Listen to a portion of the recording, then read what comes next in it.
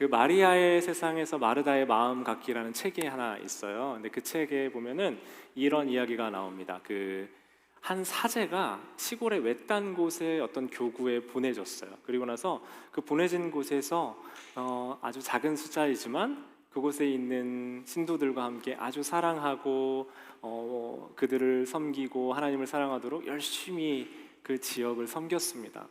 그러니까 그 신도들도 사제를 사랑하고 사제도 그 신도를 사랑하면서 그 안에 아주 깊은 사랑의 관계가 만들어졌어요. 근데 그 모습을 보고 있던 두 악마가 그 모습이 마음에 안 드는 거예요. 그래서 어떻게 했냐면 별의별 방법을 다 써서 이간질도 하고 마음에 어려움도 주고 분란도 일으켜봤다가 여러 일들로 그들 안에 원망을 들을 만한 이야기들을 만들어냈는데, 그런데도 그 사랑이 변하지가 않는 겁니다. 그래서 이것 때문에 그 두 악마가 골치를 앓다가 그 사탄이라고 하는 악마들의 우두머리에 가서 사탄에게 물어봐요. 이러이러한 일이 있었는데 이걸 어떻게 해결하면 좋겠냐. 아무리 공격을 해도 무너지지가 않고 그 사랑의 관계가 더 결속되는 것 같다라고 얘기를 합니다. 그러니까 그 사탄이 이렇게 가만히 듣더니 별일 아니라는 듯이 그 별일 아니야, 가서 이렇게 해 하면서 한마디를 전해줍니다. 여러분, 뭘까요? 어떻게 하면 그 안에 마음에 불평과 원망이 생기고 그 사랑의 관계가 깨어지게, 그 사제의 마음에 문제가 생기게 할까요? 어떻게 하면 좋을까요? 데뷔자매님, 어떻게 하면 그런 일이 생기겠어요? 네. 모르겠어요? 네. 최 권사님, 어떻게 하면 좋을까요? 모르겠어요? 네. 이제 들으면 이제 이해가 되실 거예요. 그 사제 동생이 주교, 비숍이라고 하거든요. 예. 그러니까 사제들을 관할하는, 그 위에 이제 쉽게 표현하면 그러니까 구조적으로 돼 있어요. 사제가 비숍이 사제들을 통제하고 파송하는 권한을 갖거든요. 그 동생이 비숍이 됐다라는 소식을 가서 전해줘. 비숍으로 승격했다라는 말을 전해줘 그랬어요. 이 얘기를 들었던 악마들은 그게 무슨 문제가 되겠어 하면서 뭐 악마적이지 않은 방법이네라고 생각한 거죠. 그래도 한번 시도해보자 하고 실제로 그 사제에게 가서 당신 동생이 주교로 승격했습니다라고 알려줬어요. 그랬더니 이 비숍이 어땠을까? 이 사제가 어땠을까요? 별로 기뻐하지 않는 거예요.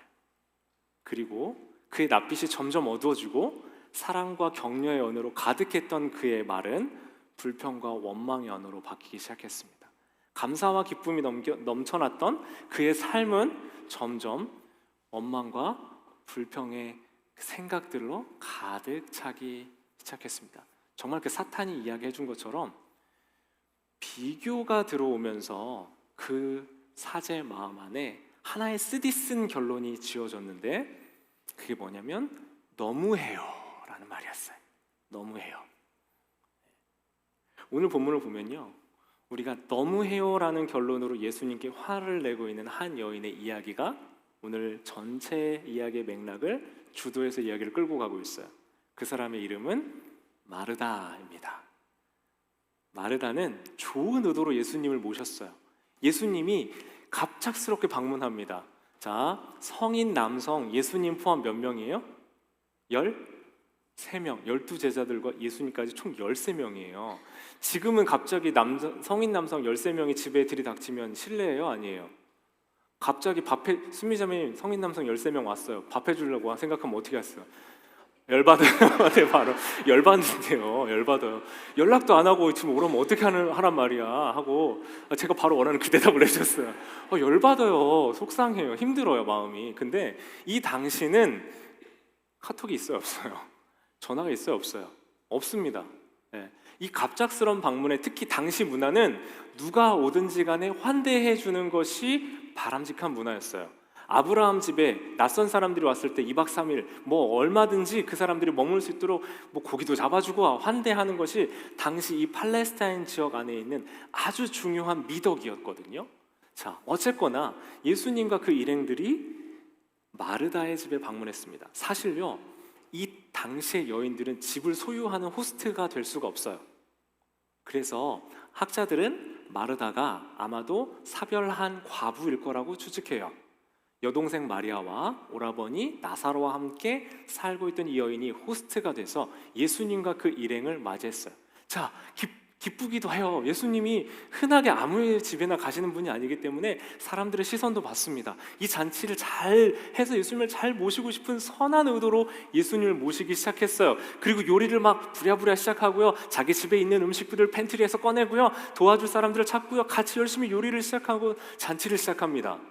자, 그런데 여러분 일해보시면 알잖아요. 식사 준비할 때 한 사람이 더 있는 것과 없는 것 얼마나 차이가 많이 나요. 그죠?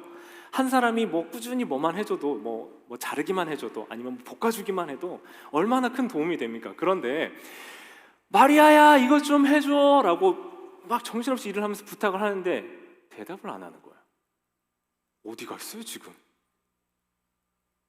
마리아는 아마도 이랬을 거예요. 처음에 13명의 이 손님들이 아마도 더 있었을 수도 있어요. 예수님과 함께 하려고 붙어 있었던 제자들이 더 있었을지도 모릅니다. 근데 어쨌든 13명의 성인 남성들이 들어올 때 당시 문화는 먼지가 많은, 그러니까 지금의 샌들 문화였기 때문에 여기서는 먼지를 떼어낼 수 있도록 발 씻을 물을 제공해 주는 것이 손님 맞는 방식이었어요. 그러니까 물 항아리를 한 동 이렇게 쥐어매고 그리고 나서 그들이 발을 씻을 수 있게 도와줬을 거예요.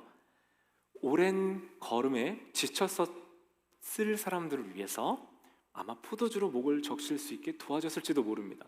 그리고 나서 예수님이 한숨 돌리고 이제 앉아가지고 이렇게 말씀을 전하기 시작하는 거예요. 어떤 집에 이렇게 응접실에서 앉아가지고 예수님의 말씀을 통해서 하나님의 나라를 전하고 그들에게 알려주시기 시작하시는 거예요. 자, 그런데 이제 물동이를 들고 있던 마리아가 예수님 말씀하시는 거 이제 들었잖아요. 그러면 이제 어디로 가야 돼요? 주방 가서 언니 도와줘야죠. 근데 먼 발치에서 멀리서부터 이렇게 듣던 마리아가 예수님의 이야기에 점점 빠져들어가는 거예요. 조금씩 들어갑니다.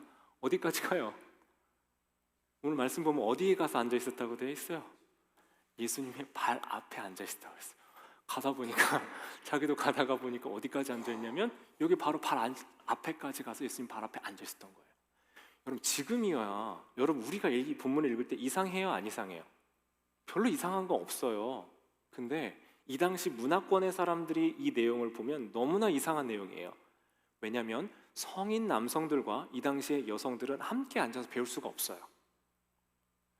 심지어 랍비들과 성인 남성들은 하나님께 어떻게 기도하냐면요, 제가 노예나 여성으로 태어나지 않게 해주셔서 감사합니다라고 기도할 때였어요.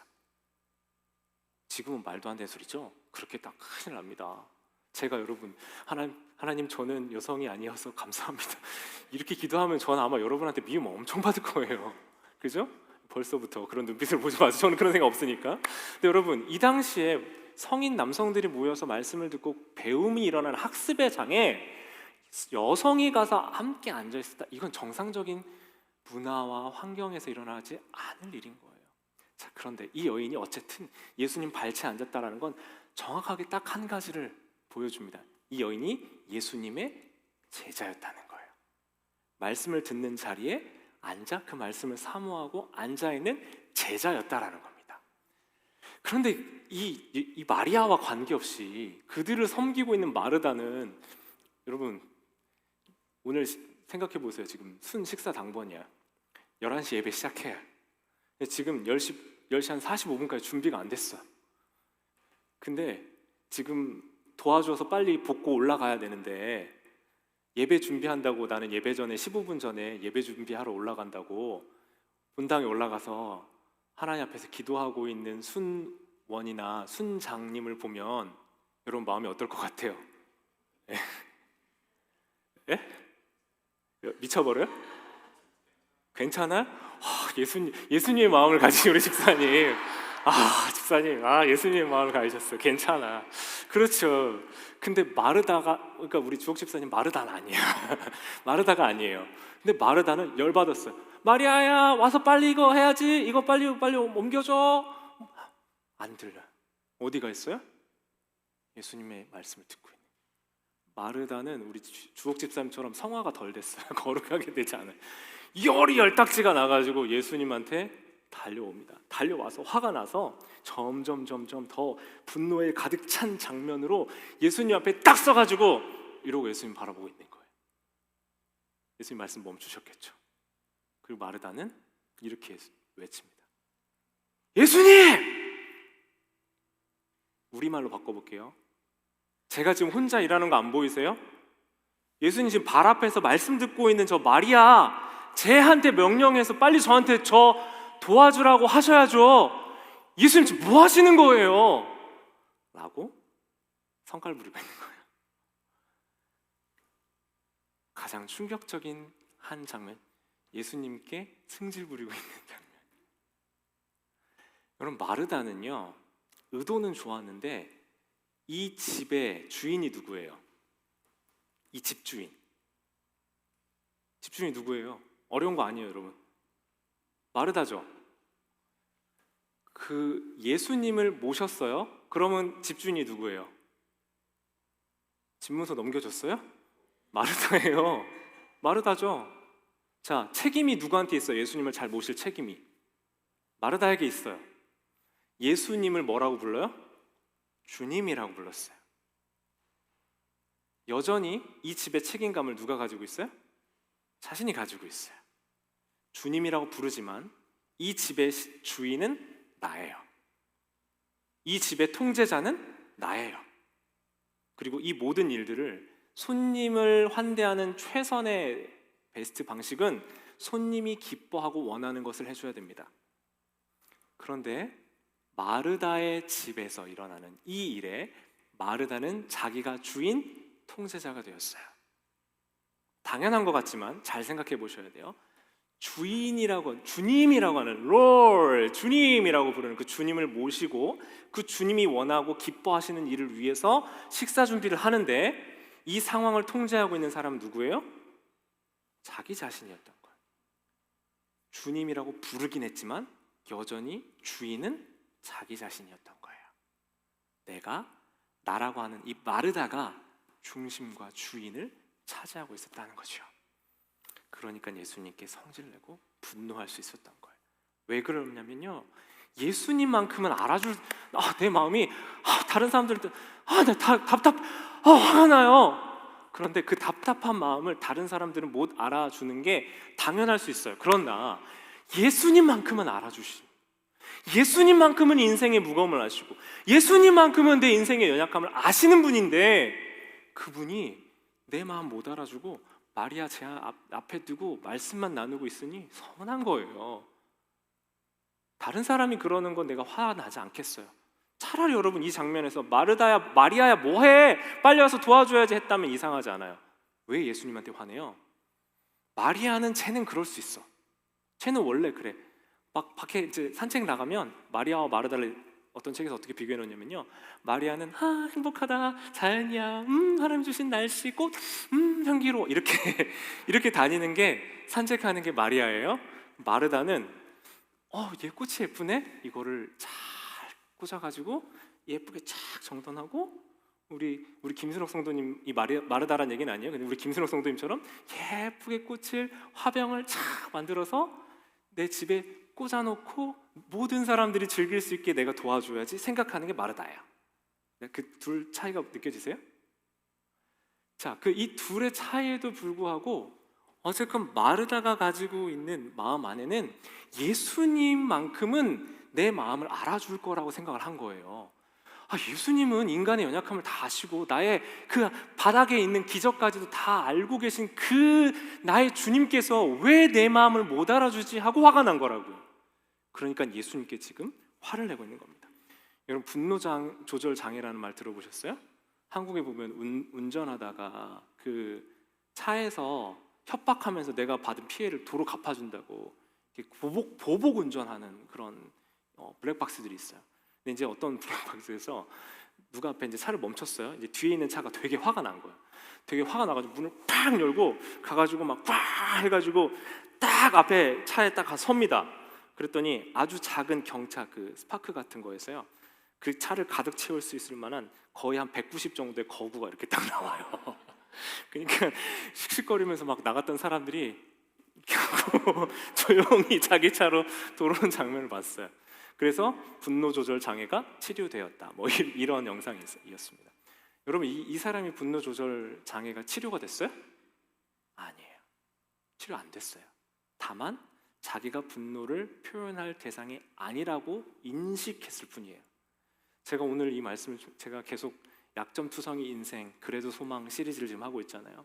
만화를 보면 내가 내 아내의 남편 만화 같고, 지난주 말씀을 보면 내가 예수님 따라 도망가는 내 생각대로 사는 요나 같고, 이번 주 말씀을 보니까 내가 마르다 같고.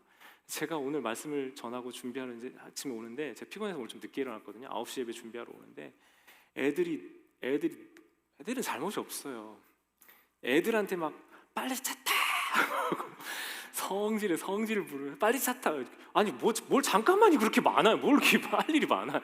잠깐만 하고 또 갔다 오고 뭐 하는데 우리 애꿎은 애들한테 제가 늦게 일어난 거잖아요. 제가 애들 일찍 깼으면 됐잖아요. 그러면서 화를 내고 저를 보는 거예요.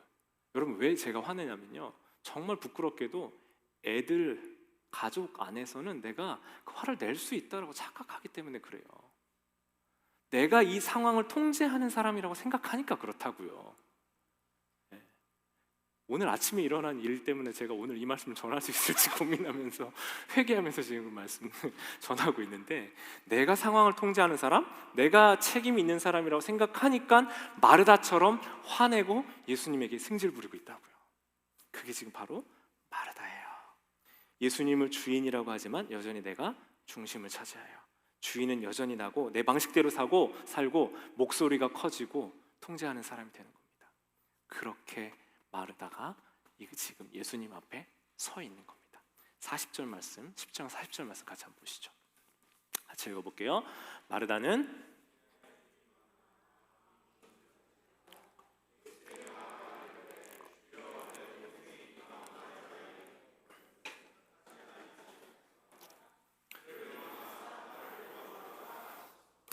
방금 이제 제가 승질 부렸던 예수님 왜 안 도와주게 하세요 하고 이 장면 앞에 마리아에 대한 묘사가 이렇게 나와요. 뭐라고요? 준비하는 일이 많아 마음이 분주했다. 문제가 뭐예요? 준비하는 일이 많았어요. 하는 게 많았다고요. 반찬 하나 할 거 2개 하고 2개 할 거 3개 하고, 고기 요리 있으면 생선 요리 있어야 되고 국이 없으면 안 되고, 준비할 게 많았다고요. 마음이 너무 분주했어요. 근데 여기서 이 분주하다라는 말, 헬라 어원을 보면요, 페리스파우라고 되어 있는데, 이제 이걸 이 언어 자체의 본 뜻을 조금 찾아보면요, 어떻게 되어 있냐면, 이 말은 그냥 바쁘고 이거 하느라 바쁘고 저거 하느라 바쁘고 내가 좀 분주한 상태가 아니라, 이 페리스파우는 어떤 일에 내가 질질질 끌려가는 걸 의미해요. 이해되세요? 이 분주하다라는 그런 의미의 깊은 원어의 뜻은요, 마음에 쉼이 없는 상태에서 무엇에 이렇게 멱살 잡혀서 질질질 끌려다니는 것을 분주하다라고 표현하고 있다고요. 그러니까 지금 마르다의 마음이 어때요? 분주한 정도를 넘어서 내가 해야 된다는 어떤 기준을 하나 정해놓고 그 기준이 나를 질질질 끌고 가게 그 상황에 내어 던져져 있는 상태가 지금 마르다의 상태였다는 거예요. 어떤 잘못된 자기에 대한 기대감에 끌려갔든, 다른 사람의 시선이나 평판에 끌려갔든, 이 잔치를 잘 끝내야 된다라는 세상 사람들의 시선 때문이든 이 일에 질질질 끌려다니고 있었던 것이 마르다의 모습이에요. 여러분, 제가 전에도 한번 말씀 중에 인용했지만, 제가 작년 상반기 때 우리 교회에 좀 큰 변화가 있어야 된다고 생각했어요. 그때까지는 이제 코로나의 영향이 여전히 조금 남아있을 때였고, 교회적으로 보면 교회 안에 이것저것이 굳혀져 가고 있었을 때였습니다. 근데 본질적으로 건물이 문제가 아니라, 건물이 아무리 멀쩡해도 사람이 세워져 있지 않으면, 신앙이 세워져 있지 않으면 그 공동체는 결국 건강하고 바람직한 공동체 아니잖아요. 자, 이제는 때가 됐다 느꼈어요. 그래서 그때 당시 시작했던 것은 이제 공동체의 양육과 제자 훈련이, 사람이 세워지고 하나님의 말씀이 세워지는 훈련들이 일어나야 되겠다라고 하나님의 마음을 분명하게 주셨습니다. 그래서 우리 운영위원회나 말씀드리면서 이제는 제가 일 좀 적게 하겠다고, 일 줄이고, 제가 변해서 그런 거 아닙니다. 그리고 제가 변해서 그런 게 아니고, 이제 사람 변해야 되죠. 변화 단계에 맞게 변해 가야 되는데, 내가 일을 하고 안 하고의 문제로 목사님 변했어요 하지 마시라고 그랬어요. 이제는 양육과 돌봄의 차원으로 나아가야 될 때이기 때문에 그렇죠. 그렇게 말씀드리고 진짜 모든 일들을 한 1년 정도 멈추었던 계기가 있어요. 근데 그렇게 말해놓고도 제가 어떤 마음이 있었냐면요, 그래도 눈에 할 일들이 보이니까 하다가 제 마음이 그 첼로홀 근처 정리를 하고 그 복도에서 나와서 정수기 앞으로 이렇게 나가는 길에 제가 말을 정확하게 했는지 모르겠어요. 말로 뱉었는지 안 뱉었는지 정확하게 기억은 안 나지만 이런 마음이 있었던 거예요. 이런 것까지 해야 돼? 하는 마음이 제 안에 든 거죠. 아무도 없었어요. 들을 사람도 없었고 제가 말로 뱉었었더라도 그 얘기를 들을 사람은 없었어요. 근데 제가 그 말을 하고 그 자리에서 얼어붙었습니다. 그 생각을 하고. 왜냐하면 저는 그 어떤 일들을 하고 있든지 간에 우리 주님을 위한 일이 아니라 그 일을 하고 있는 나를 사랑하고 있었던지 그 일을 하는 저를 좋아하는 여러분을 보면서 그 모습을 사랑하고, 이해되세요 지금? 네. 자, 나를 사랑하든지 그런 내 모습을 사랑하든지 그런 내 모습을 사랑해주는 여러분들을 보는 것이 좋아서 그 일을 하면서 내가 만족을 하고 있었다고요. 그걸 제가 강력하게 느낀 거예요. 그리고 나서 진짜 그 자리에서 가슴이 쿵 철렁한 생각이 들었어요. 사랑하는 여러분, 우리가 진짜 오해하고 있는 게 뭐냐면요, 우리가 살아가면서 생각하고 있는 어떤 도덕적 직관들을 가지고 내가 도덕적인 누군가와의 비교 속에서 내가 이 일을 하면 좋은 평판과 인정을 받겠지 하는 일과 정말 주님을 사랑해서 하는 일이 같지 않다는 걸 우리는 착각해요. 그걸 모르고 있어요. 평판 때문이나 누가 정말 보고 있어서 하는 일과 내가 주님을 위해서 하는 일이 혼재되어 있는데 그걸 잘 모른다라는 거예요. 제가 그걸 보고 나서 1년 동안 정말 아무것도 안 해야겠다라고 마음을 먹었어요. 정말. 그리고 거의 뭔가 이렇게 뭐 하고 있으면 우리 희자 집사님 목사님 안 한다면서 뭘 또 하고 있어요? 맨날 뭐라고 하지만 그건 일도 아니에요. 그냥 꼼지락거리고 제 취미 생활이에요. 뭐 전등 하나 갈고 뭐 고치고 이런 거는 그냥 제가 말씀 준비하다 스트레스 받으면 가서 잠깐 확 하면 그 집중 탁 하고 그리고 다시 말씀 준비하면 제 취미 생활이에요. 그럼 뭐라고 안 하셔도 돼요. 근데 정말 가능하면 내 일에 집중하는 게 아니라 사람을 세우는 일들을 하겠다라고 여러분들 섬기고 제자 훈련하고 양육하고 말씀 전하고 성경 공부하는 일에 매진하는 시간들을 한 1년 동안 보냈어요. 근데 올 상반기가 딱 됐을 때 그때 우리 관리부장님의 마음을 하나님께서 움직이시는 걸 제가 느꼈어요. 그리고 주변에 인맥이나 그 좀 잘 저렴하게 해줄 수 있는 사람들을 알아봐 주셔서 기도하면서 우리 공동체가 지금 제일 큰 게 본당 공사였잖아요. 본당 공사는 제 힘으로 아무리 깔짝깔짝 해도 될 일이 아니잖아요. 이 일이 작년 우리 교회에 준비된 재정들과 함께 여러 은혜 가운데 저렴한 비용으로 본당, 그다음 카페, 페인트, 바닥, 그다음 우리 성도님들 같이 다 페인트 같이 여기 바닥 카펫 그 빨간 카펫 기억나세요? 예, 그 카펫 걷어내는 일을 우리가 다 같이 할 수 있었다는 거죠. 그리고 나서 우리가 함께 그 일들을 해 나가면서 우리 교회 공동체에 엄청나게 큰 변화들을 제가 경험을 했어요. 그러니까 그 일들을 해가면서 여러분 제 마음 안에 확실하게 한 가지 하나님 주신 마음이 있어요. 내가 대단한 일을 하고 있었다라고 착각하고 있었다. 내가 하는 일들이 많은 일들이었다라고 착각하고 있었다. 내가 상황을 통제하고 있던 교만이 내 마음에 있었다는 걸 알게 됐어요. 제가 혼자 아무리 해도 할 수 없는 일들이 우리 공동체 안에 일어나는 일로 함께 할 수 있게 해주셨을 때 제 눈에 봤을 때도 드라마틱한 변화들이 일어나는 걸 봤어요. 여러분 그 과정들을 경험하고 나면서 제 마음 안에는 더 견고하고 분명해졌습니다. 뭐 일에 끌려다니면서 내가 뭘 하는 게 아니고요. 지금 작은 일 뭘 하든지 간에 내가 할 수 있는 일을 그 다음에 체력, 에너지, 시간 주신 것에 기뻐하면서 주님 앞에 내 시간과 마음을 드리는 자리로 이제는 나아가기 시작했어요. 제가 잔디는 안 깎지만 지금 이제 전환기, 이제 사람이 바뀌어야 되는 시점이라서 제가 지난주에 잔디를 깎았어요.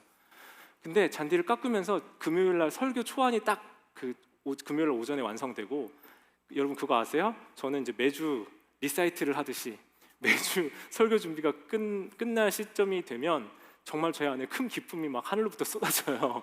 금요일 날 오전에 이제 기도하면서 딱 11시쯤 딱 끝났어요. 그리고 나서 이제 본당으로 저기 그 창고에 정리하고 싶었던 게 하나 있어가지고 가가지고 막 우당탕탕탕 정리를 하고 있으니까 아내가 저쪽에서 듣고 있다가 도대체 뭘 그렇게 바삭바삭 왔다 갔다 하면서 시끄럽냐고 얘기를 했는데, 그러면서 그 안에 정리하고 잔디를 막 깎으면서 제 마음 안에 기쁨이 있는 거예요. 하나님, 이제 제가 이걸 계속 할 수는 없겠지만 제약이 있어서 어쨌든 제가 이 일을 할 수 있어서 너무 기쁘고 감사합니다.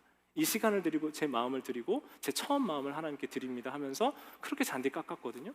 제 마음 안에 물론 체력적으로는 에너지를 쓴 일이지만 제 마음 안에는 기쁨이 있더라고요. 여러분, 여러분이 삶의 주인이십니까? 아니면 여러분을 이끌어가고 계신 우리 주님이 정말 주인이십니까? 제가 건물은 페인트를 촥 칠하면 지저분했던 거 확 바뀌어요. 그런데 이제 우리 교회 공동체 그 다음 단계를 보면서 이제 또 한 가지 제 마음에 새깁니다. 일을 하면 일은 결과가 바로바로 있어요. 눈에 보이는 일은 그래요. 유물적인 일은 다 그래요. 그런데 건강한 교회 공동체를 세우는, 사람을 세워가는 일은 시간이 오래 걸리는 일이고, 내가 하는 일이 아니라 나는 하나님이 명하신 일을 할 뿐이지 하나님이 그 사람들을 세워가시는 줄 믿습니다. 그러니까 제 마음 안에 하나님, 제가 이렇게 열심히 제자 훈련도 하고 양육도 하고 바쁘게 다니는데 왜 우리 교회 공동체는 성장이 없고 성숙이 없고 왜 이렇게 믿음은 그대로입니까? 라고 예수님이라고 마르다처럼 소리칠 수 있는 사람이 되겠다라는 마음이 제 안에 들었어요. 지난 한 주 동안에 제가 하나님 앞에서 기도하고 점검하며 내 마음이 급할 게 아니라 하나님이 일하시는 그 일하심을 보고 경험하고 기다려야 된다. 하나님의 때에 하나님이 주인 되심을 맡길 수 있어야 된다라는 하나님의 도전과 사인들을 제게 많이 주셨어요. 그랬더니 어떤 우리 성도님이 알려주셨어요. 자기 집에 배추를 빨리 키우고 싶어서 열심히 이렇게 심어두시고 거름을 엄청 많이 주고요. 그리고 물을 아침 저녁으로 주셨대요. 그랬더니 여러 통이 잘 크는 것 같았는데 한 통이 썩어버렸대요. 제 이야기를 듣고 그런 얘기를 해주시더라고요. 여러분, 하나님의 주권과 하나님이 우리의 주인이심을 믿는다면 우리는 마르다처럼 자기 통제와 자기 교만에서 벗어나 하나님의 일하심의 때와 하나님의 방식을 따라갈 수 있게 될 줄 믿습니다. 본문을 묵상하면서 여러분 한 가지 조금, 만약에 본문이 이랬다면 어떨까 하는 포인트가 있어요. 그게 뭐냐면 예수님이 앞에 와서 마르다가 막 성질 부렸을 때 예수님이 이렇게 하는 거예요. 아, 그래 마르다야, 네 말이 맞다.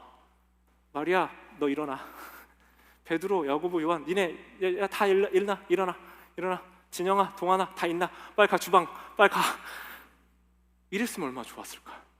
이랬으면 어땠을까 여러분? 예수님은 마르다의 그 통제하고 주인으로 끌고 가고 있는 이 주인됨을 마치 멈추시듯이 마르다에게 그렇게 하지 않고 마리아를 보내지 않을 거라고 말씀하세요. 예수님이 주인이시고 이 상황을 통제하고 계신다라는 걸 분명히 보여주십니다. 예수님의 말씀은 그래서 네가 많은 일로 근심하고 있어. 예전에 한번 말씀드렸죠. 메림나주라고 하는 이 마음이 분산돼서 나누어져 있는 상태야 라고 이 마르다의 상태를 평가하신 거예요. 그리고 그 마르다를 그냥 네가 맞아가 아니고요, 마르다야 네가 많은 일로 근심하지만 다만 한 가지면 충분해 라고 이야기하십니다. 사랑하는 여러분, 제가 저희 집에 손님 초대할 때도 예전에 진짜 뭐 잘해서 잘 대접하고 하고자 하는 마음들이 많은데 그렇게 하면 정말 오래 못할 것 같아요. 왔을 때 정말 초대해서 음식을 나누는 기본은요, 음식 자체를 먹는 게 아니라 그 음식을 나누며 삶과 생활과 그 사람 안에 계신 하나님이 함께 나누어지는 것인 줄 믿습니다. 여러분, 주일날 점심에 와서 맛있는 오늘도 예배 시간 전부터 맛있는 냄새가 솔솔 올라와가지고 얼마나 곤욕스러운지 몰라요. 근데 여러분, 점심에 오늘 맛있는 점심이 기다리고 있다는 건 되게 행복한 일이죠. 교회에 와서 주일 함께 한식 점심 먹는 거 되게 너무 좋잖아요. 그런데 여러분, 일요일 점심에 다양하고 맛있는 음식에 대한 기대가 크시다면 저기 메이슨에 가면 트윈 드래곤 뷔페 있거든요. 거기로 가셔야 돼요. 무슨 말인지 이해되세요? 너무 중요합니다. 사랑으로 음식을 나누고 우리가 그 시간을 함께하고 영혼뿐만 아니라 우리 육신이 그리스도의 사랑의 손길로 베풀어지고 나눠지는 건 너무 중요한 일이에요. 그런데 우리의 목적은 일요일 점심을 맛있게 먹는 게 우리의 목적이 아닌 줄 믿습니다. 이곳에서 우리가 모이는 이유는요, 하나님의 말씀으로 우리의 영혼을 채우고 먹고 마시며 한 가족 공동체인 것을 경험하면서 그 가족됨을 경험한 우리가 서로 하나님 나라의 방식과 뜻이 우리 안에서 일어나는 연습을 같이 하는 그런 동역자와 친구로 함께 점점점 자라가는 데 있어요. 밥 한 끼 잘 먹고 헤어지는 게 중요한 게 아니라는 거예요. 예수님이 그 마르다의 집에 왔을 때 식사 준비 잘하는 거 중요해요. 마르다가 예수님 잘 섬기는 거 중요합니다. 그런데 예수님께 화낼 것 같으면, 짜증날 것 같으면 하지 말았어야 돼요. 사랑하는 여러분, 제가 부탁드리는데, 제가 만약에 교회 공동체 안에 어떤 일들이 준비가 되셨다고 해서 혹시 말씀을 드리는데 여러분 마음 안에 어려움이 있으세요? 안 하셨으면 좋겠어요. 준비가 안 되신 거예요. 그러나 그 어려움이 있는 게 문제가 아니라 그 어려움을 극복하면서 기쁨이 있어서 그 일들을 넘어가는 것과 하면서 원망불평하면서 하는 건 전 원치 않습니다. 옳지 않은 신앙의 방식인 거예요. 예수님은 마리아가 더 좋은 편을 택했다고 얘기하세요. 좋은 편이 있고요, 더 좋은 편이 있어요. 마르다가 하는 것도 좋은 거예요. 섬기는 일 좋은 겁니다. 그런데 더 좋은 편이 있어요. 그건 뭐냐면 예수님과의 관계를 맺는 거예요. 예수님과 좋은 관계를 맺는 것이 더 좋은 편이라고 말씀하십니다. 사랑하는 여러분, 먹는 행위가 아니라요, 사랑의 관계로 나아가게 하려고 마르다는 식사를 준비했어야 되는 거예요. 오늘 본문의 맥락이 10장이잖아요. 10장에서 어떤 율법학자가 와가지고 예수님한테 물어봐요. 예수님 가장 큰 계명이 뭡니까? 두 가지 말씀하시죠. 첫 번째 하나님 사랑, 두 번째 이웃 사랑 얘기하세요. 첫 번째 하나님 이웃 사랑에 대한 예는 먼저 나왔던 누가복음 10장의 선한 사마리아인의 이 비유에서 이웃을 어떻게 사랑해야 되는지를 보여줍니다. 그런데 하나님 사랑은 무엇으로 보여주냐면 오늘 본문을 통해 보여주는 거예요. 어떻게 하나님을 사랑하는지, 하나님과 관계를 맺고 하나님과 가까이 맺고 하나님을 아는 것이 먼저라는 게 바로 오늘 본문이 우리에게 말씀하고 있는 10장의 큰 맥락 안에 있는 이야기라는 거예요. 그것은요, 마르다의 섬김과 봉사가 의미 없다는 게 아니라 더 중요한 우선순위가 있다는 거예요. 마르다는 지금 속고 있어요. 더 중요한 것을 잃어버리고 덜 중요한 게 더 중요하다라고 속고 있다고요. 잘못된 우선순위에 속고 있었습니다. 여러분, 무엇보다도요, 예수님과의 관계가 먼저인 줄 믿습니다. 봉사는 높게 평가받아 마땅한 일이지만요, 그 봉사가 예수님과의 사랑의 커넥션이 없는 상태에서 이 도덕적 직관을 통해 이루어진 봉사가 얼마나 위험한지 몰라요. 예수님과 사랑의 관계가 아니라 내가 이런 일들까지 하고 내가 이런 일들을 할 수 있고 내가 이런 일들을 베풀었는데 나한테 이런 대접밖에 안 해? 대접밖에 못해? 라고 생각하는 것이 얼마나 위험한지 몰라요. 제가 전해 들은 얘기인데요, 어느 날 아침에 갑자기 새벽 예배 끝나고 교회를 그만 다니신 분이 있대. 우리 교회 얘기 아니고요, 멀리 떨어진 지역의 얘기예요. 자기한테 뭔가를 하신 얘기라고 오해를 하셨고 나한테 이렇게밖에 대접 안 해? 라고 생각을 한 거예요. 제 주변에 그런 얘기들을 몇몇 들어요. 물론 그분들의 삶을 함부로 평가할 수는 없는 줄 압니다. 저도 조심스럽게 접근해야 되겠죠. 그런데 만약에 내가 예수님과 관계가 아니라 내가 도덕적인 직관, 이렇게 하면 남들에게 칭찬받고 남들에게 인정받기 때문에 하는 그 도덕적 행위라면, 여러분, 그 행위는 우리를 큰 위험에 빠뜨리고 신앙적 교만에 빠뜨리고 이 교회 공동체로부터 끊어지게 우리의 마음을 유혹하는 도구가 되는 줄 믿습니다. 그러니까 여러분, 부탁드려요. 저도 마르다 성향이 좀 있어요.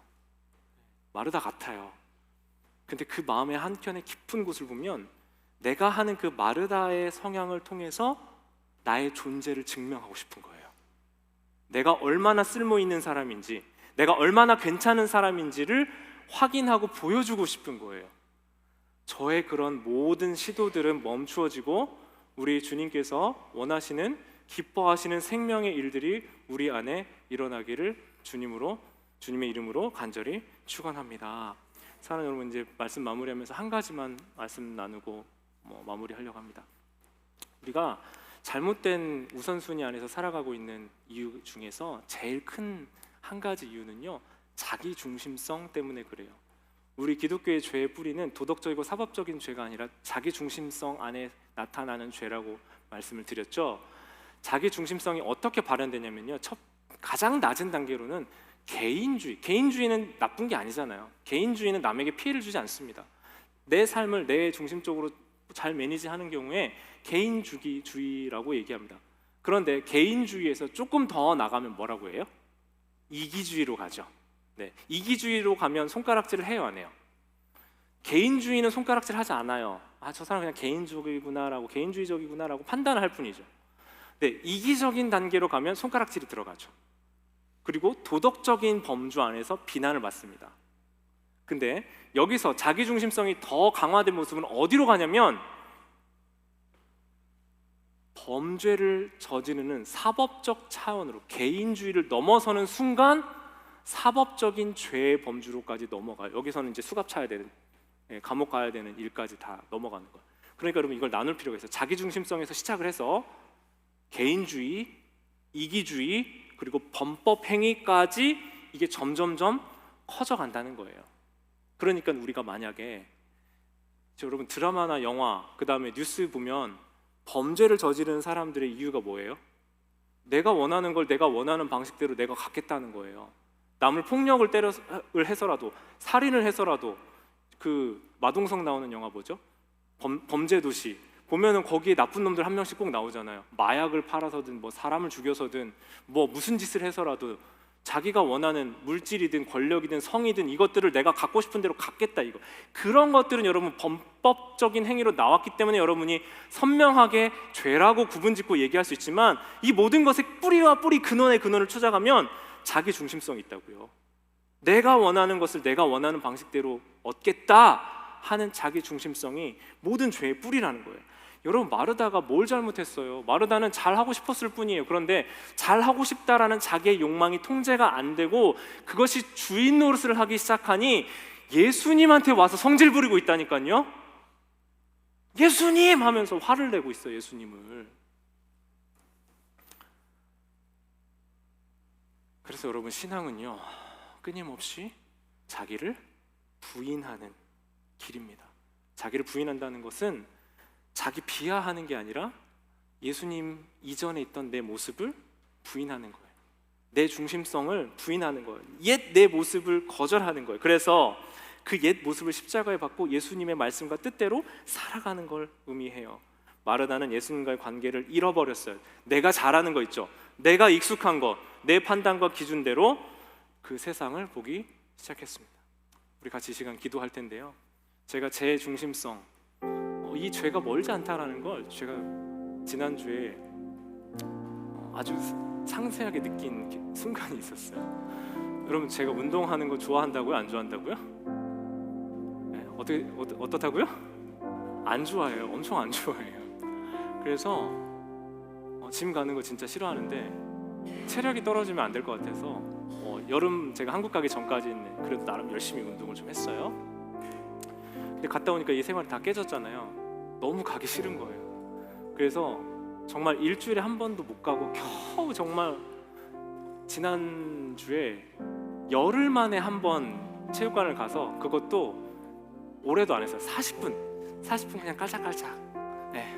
오랜만에 해서 피곤해 하고 오늘 가야지 하고 나왔어요. 네. 근데 이제 뭐 화장실 가서 손을 씻고 제 교회로 오려고 하는 그 길에 러닝머신 앞에 이제 큰 TV 있는 거 아시죠?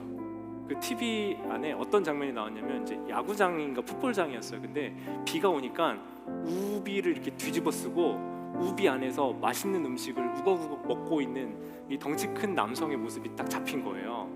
그걸 보면서 운동을 마치고 돌아가는 저는 저 사람들 운동도 안 하고 저 앉아서 먹고만 있네, 약간 그런 생각을 스쳐 지나가면서 하고 있는 제 모습을 보면서 저를 비우는 거예요. 저는 너는 꼴랑 열흘 만에 와가지고 40분 운동하고 가면서 네 마음속에 너는 지금 방금 40분 운동하고 갔다고, 운동 안 하고 운동을 보면서 먹고 있는 저 사람 비난하니?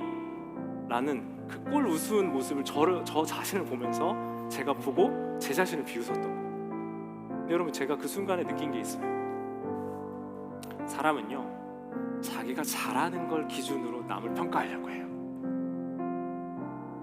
내가 중요하게 여기는 우선순위를 가지고 다른 사람을 잣대를 삼아서 이 사람은 이 기준에 부합하고 안 부합한 사람이라고 여겨요. 내가 A를 잘하면 A를 못하는 사람을 업신여기고요, 내가 B를 잘하면 B를 잘 못하는 사람을 업신여겨요. 나는 A와 B를 잘하기 때문에 중요하게 생각해요. 그런데 그걸 중요하게 생각하지 않는 사람을 뭘 모르는 사람이라 평가한다고. 어떻게 알아요? 운동 40분 꼴랑하고 나오는 저를 보면서 누군가를 운동도 안 하고 저기서 먹고만 있네, 저 사람은 어떡하냐, 성인병 걸려서 어떡하냐 이렇게 생각하고 있는 그 꼴사나운 저의 모습을 보면서 저는 아는 거예요. 그 모습뿐이겠어요, 여러분? 내가 중요하게 생각하는 그 어떤 것, 누군가는 그것과 생각을 같이 하지 않는다. 저 사람은 뭐 모르는 사람, 저 사람은 이거에 대해 부족한 사람. 마르다가 그러고 있는 거예요. 마르다 지금 그러고 있다고요. 여러분, 우리 안에 누군가를 손가락질할 때 나머지 세 손가락은 누굴 보고 있어요? 저를 보고, 저를 가리키고 있어요. 우리 자신을 너무 몰라요. 그리고 잘못된 우선순위에 속아서 이게 전부인 것처럼 삽니다. 주님이 주님이라고 말하고 있지만 주님이 아니에요. 내가 원하고 내가 기뻐하고 내가 바라는 우선순위대로 살고 내 욕망, 내 원하는 대로 다 쫓아 살면서 무슨 주님이에요? 내가 주인이지. 여러분, 이 우선순위를 바로 세우지 않는 한 마르다는 계속 마르다일 수밖에 없어요. 언젠가 마르다도 예수님 발치 앞에서 말씀을 들을 때가 있고요, 마리아도 마르다의 주방에 가서 일해야 될 때가 있어요. 그런데 예수님은 마르다가 수고하는 걸 모르지 않았어요. 마르다야, 고마워. 너의 수고가 귀해. 내가 너 때문에 행복한 이 식사를 기대할 수 있고 기다릴 수 있다 라고 말씀하세요. 예수님 모르지 않거든요. 근데 우리 자꾸 확인하고 싶어요. 예수님 모른다고 생각해요. 예수님 여러분을 잘 아세요. 그리고 예수님은 네 마음을 다오 라고 말씀하세요.